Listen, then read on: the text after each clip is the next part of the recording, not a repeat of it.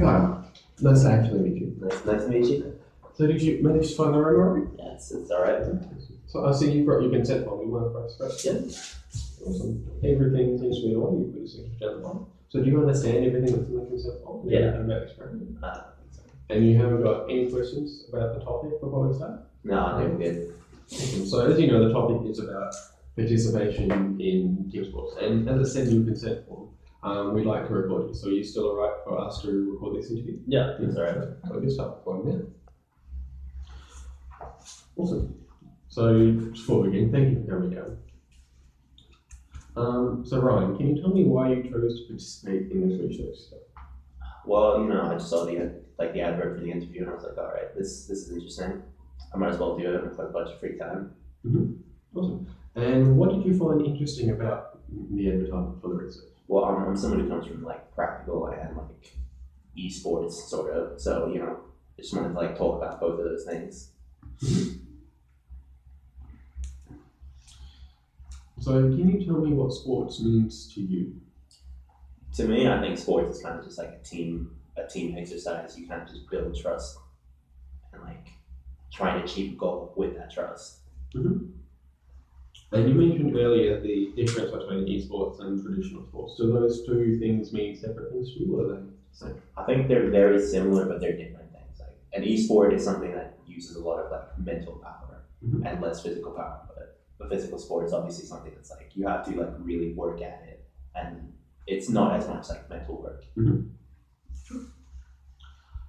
So when were you first exposed to participation in team sports? When I was younger, year 5 or something, my friend just was come join the basketball team, and I joined his, and I just started playing from there. Mm-hmm. And you mentioned earlier about esports again. When were you exposed to esports, and do you specifically play any sports within that kind of genre? Yeah, year 12, I started getting interested in a game called League of Legends, and I started watching the esports scene for that, and I was really interested, and I just started following from there, and just stumbled from there. And what do you mean by snowboard? Do you play it one, or what do you mean by snowboard from year 12? I started playing a lot less physical sports, and I started playing a lot more League of Legends from there. I started joining amateur teams and stuff like that. Just started playing. Mm-hmm. So as your desire to play more esports, or is your desire to play more traditional sports as well? It's not necessarily my desire, but it's just kind of I only have so much time to play a sport, and if I play more esports, I can't play regular sports. Sure. So are there any aspects, with the exception of times we just discussed, that affect your participation in team sports? I think mentality and physicality is a pretty big one. Yeah, I'm someone who kind of just out of shape right now, so it's kind of hard for me to play sports for long periods of time, and I don't really have the time to get back into shape. And yeah, mentality, sometimes it's just having a negative mentality. It's not so good for playing a team sport. And what do you mean by a negative mentality? Are there aspects that affect a person's mentality? Yeah, I think there are quite a bit. There's obviously the home stuff that affects it, but playing the game, it's when you really care about something and you see a teammate who it's not putting as much effort into it as you just do poorly. It's really frustrating, and it's kind of hard to deal with. And you mentioned about being frustrated when someone's not pulling their weight. Yeah. How do you kind of deal with that? Over time, I'm kind of better at it, but usually it's kind of better to help them, because if you just cut them loose, right, it doesn't help you because you just lose anyway because they're still the worst player. If you help them become at least an okay player, and it's that's the best you can do. Mm-hmm. Yeah. And do you think that the sporting community handles the negative mentalities in the same way, or is it something different? I think because most traditional sports have a coach, I think mostly a coach's role is to manage mentality. It usually goes well, but sometimes it doesn't really recently the Australian cricket team, one of their players had a really poor mentality, tried to cheat. The coaches did nothing about that. Sometimes it just doesn't go well. Mm-hmm. Sure. What do you think the typical 18 to 24-year-old view has on sporting? So So the typical view that an 18 to 24-year-old person has in sports. Well, I think since I'm 19, I think most people really enjoy sports. Like I used to watch like every day AFL, like every game. But I think that might just be an Australian thing, rather than just being a young thing. Mm-hmm.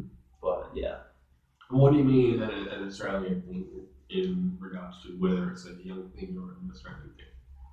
well, talking about this AFL particularly, it's one of our like national sports. Like people really love it. People go to like the games, people watch it on TV, people buy the merch.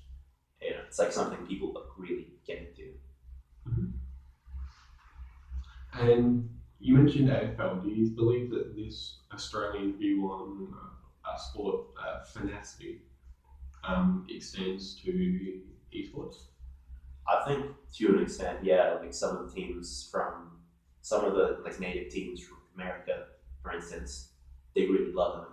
I know TSM, for instance, people who live in the Bay Area really love TSM. People just like cheer for their national team and stuff like that. So I think it's very similar in that sense. And you mentioned people being obsessed with esports teams in America. Is that seen in Australia or is that not yet? I don't think to quite the same extent. I know that there's been some investment into the esports scene in Australia, but it's not too big and there's not enough advertisement for it. Mm-hmm. And does that affect how you play your game on a social and an amateur level? I think because esports is one of the things that's kind of more global, it's easier to do like on a global scale. It doesn't really affect it that much, but if it was like a traditional sport and nobody cared about it, it'd be really hard to play it. But esports isn't like that. Mm-hmm. So you mentioned throughout the interview this gap or difference between traditional sports and esports. Could you elaborate on that for me? Yeah, I think that they kind of come from the same place. It's like team sport, foster trust and stuff like that, but they just vary in like the ratio of like mental aspects to like physical. Like an esport doesn't take a lot of physical work. You can play it like if you're fat, if you're like your legs are broken, you can still play it. But you just need to think about it a lot more than you do if you play physical sport. A physical sport you can kind of get by on instincts, like really good physicality most of the time, depending on like how high level you're playing. But you won't manage to like do the same in the opposite like direction. You know what I mean? Mm-hmm. So essentially, you're saying that your physicality doesn't affect esports as much as it would a traditional sports, because you said you can play esports with two broken legs. Yeah. Obviously. Okay, awesome. So just before we finish up today, is there anything you'd like to add to today's discussion? Any questions? Is there something that you think you need to add?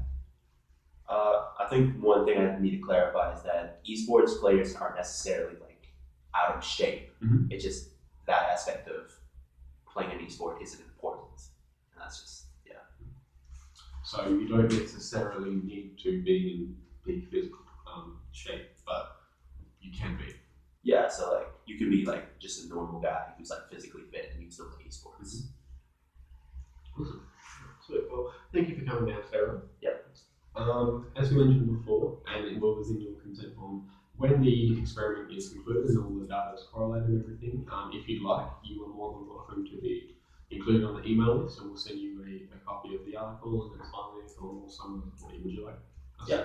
So I'll just get you to write your email address just down the bottom. Awesome. And the study should be finished within about 6 months or so. We have a couple more participants to interview within the process of data analysis.